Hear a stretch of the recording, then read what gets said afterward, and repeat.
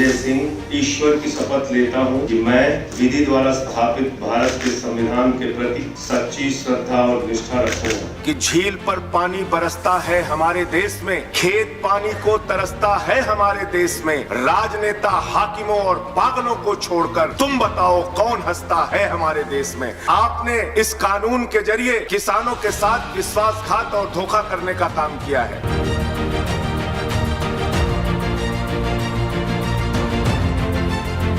अपना ध्यान देश की तरक्की पर लगाइए, देश को आगे बढ़ाने पर लगाइए। बेटी बेटी होती है, हिंदू की हो, मुसलमान की हो, सिख की हो, ईसाई की हो, उसकी इज्जत के साथ खिलवाड़ मत कीजिए। बेरोजगारों को उम्मीद थी, 10 साल में आपने कहा था माननीय 20 करोड़ नौकरियां देंगे, 20 करोड़ नौकरियां आपने नहीं दी। फिर नौजवानों ने कहा नौकरी दो, नौकरी दो। फिर आपने कहा पकौड़ा तल लो, पकौड़ा तल लो। फिर आपने कहा पान की दुकान लगा लो, पान की दुकान लगा लो। फिर आपने कहा 4 साल की नौकरी कर लो, सेना में 4 साल की नौकरी। मैं मान्यवर आपके माध्यम से भारत के प्रधानमंत्री से बड़ी विनम्रता पूर्वक पूछना चाहता हूं, देश के प्रधानमंत्री को 73 साल की उम्र में तीसरी बार प्रधानमंत्री बनना है, लेकिन किसान का बेटा नौजवान सेना में 4 साल की नौकरी करेगा, ये भेदभाव क्यों है? ट्रेन में सफर करने वालों की हालत आज क्या है? इंसान को भूसे की तरह भर के एक जगह से दूसरे जगह जाना पड़ता है मान्यवर। लखनऊ में उतरिए, वहाँ पर कुली मिले मुझे मान्यवर, उनके लिए एक वादा किया था बहुत पहले कि आपके बच्चों को नौकरी दी जाए, कुलियों को वादा किया वर्दी दी जाए, तमाम प्रकार की सुविधाएं दी जाएंगी। उनका ज्ञापन मेरे पास पड़ा हुआ है, आज भी उनकी मांगों के बारे में कोई सुना नहीं। मैं सदन के सदस्यों से और आपसे प्रार्थना करने के लिए खड़ा हुआ हूँ उन एसिड विक्टिम्स की तरफ से जो जिंदगी में हर दिन मरती हैं मान्यवर, जिनके बारे में एनसीआरबी का डेटा है,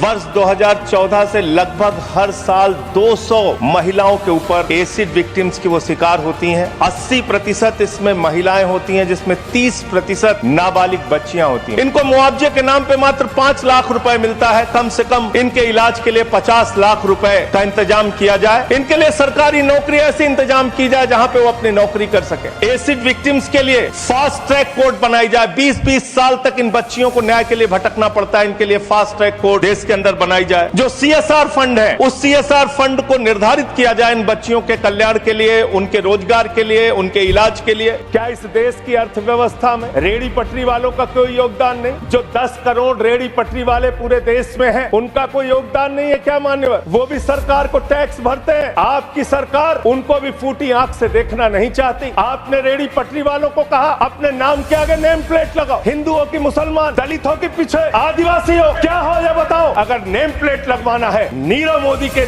गले में नेम प्लेट लगवाइए कि 20,000 करोड़ रुपए हिंदुस्तान का वो बाकी है, लगवाइए नेम प्लेट। 10,000 करोड़ रुपए विजय माल्या हिंदुस्तान का बाकी है, लगवाइए नेम प्लेट गले में। ललित मोदी के कि 3,000 करोड़ रुपए हिंदुस्तान का लूट के भाग गया, लगवाइए नेम प्लेट मान्यवर। नितिन संदेशरा के कि वो 6,000 करोड़ रुपए हिंदुस्तान का लूट के भाग गया, लगवाइए नेम प्लेट। अडानी के कि 2.5 लाख करोड़ रुपए का कर्जा आपने एक आदमी को दे रखा है, लगवाइए नेम प्लेट उन पूंजीपतियों को जिन्होंने हिंदुस्तान की बैंकों को खाली करने का काम किया मान्यवर। मोदी अडानी भाई भाई, मोदी अडानी भाई भाई। ईडी का इस्तेमाल करके पिछले 8 वर्षों में 3,000 छापे विपक्ष के नेताओं पे मारे गए और मात्र 23 लोगों को ईडी कन्विक्ट कर पाई, मात्र 0.5%। कि ये ईडी और सीबीआई 20,000 करोड़ के लुटेरे नीरव मोदी पे कार्रवाई नहीं करती, विजय माल्या पे कार्रवाई नहीं करती, नितिन संदेशरा पे कार्रवाई नहीं करती, ललित मोदी पे कार्रवाई नहीं करती, रेड्डी ब्रदर्स पे कार्रवाई नहीं करती, येदुरप्पा पे कार्रवाई नहीं करती, व्यापम घोटाले पे कार्रवाई नहीं करती। जितने भ्रष्टाचारी आपसे जुड़े हुए हैं उन पे कार्रवाई नहीं करते।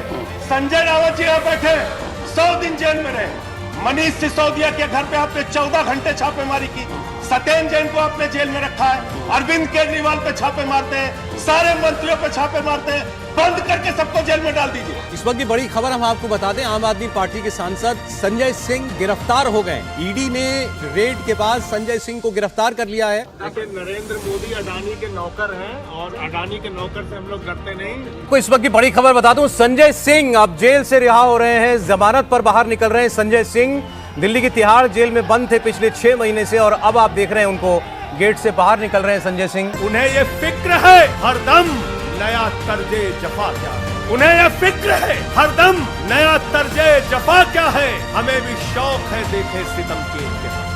मैं राजनीति में आया डॉक्टर लोहिया को पढ़ के, लोकनायक जयप्रकाश नारायण को पढ़ के, राष्ट्रपिता महात्मा गांधी को पढ़ के, शहीद आजम भगत सिंह को पढ़ के। आप सोचते हैं कि आप अरविंद केजरीवाल को जेल में डाल के, सिसोदिया को जेल में डाल के, सत्येंद्र जैन को जेल में डाल के, संजय सिंह को जेल में डाल के हमारी पार्टी को खत्म कर देंगे? ये होने वाला नहीं है, ये कतई होने वाला नहीं है। याद रखना, इस शरीर के 100 टुकड़े भी कर देंगे आप, तो आपके सामने झुकने वाले नहीं है, आपसे लड़ेंगे और जीतेंगे। आप डालिए, उत्पीड़न कीजिए जितना करना चाहते हैं। अगर जेल वेल की बात करोगे ना, जिस दिन सत्ता परिवर्तन होगा एक भी आदमी बाहर नहीं दिखेगा। जेल 3 घंटे ईडी सीबीआई दे दो, सबको भेज दूंगा। उतना ही काम करो जितना ठीक लगे। आप इधर बोले, आपस में बात ना जरूरत करें। से ज्यादा मत उड़ो, संजय जी प्लीज, जरूरत से ज्यादा मत उड़ो।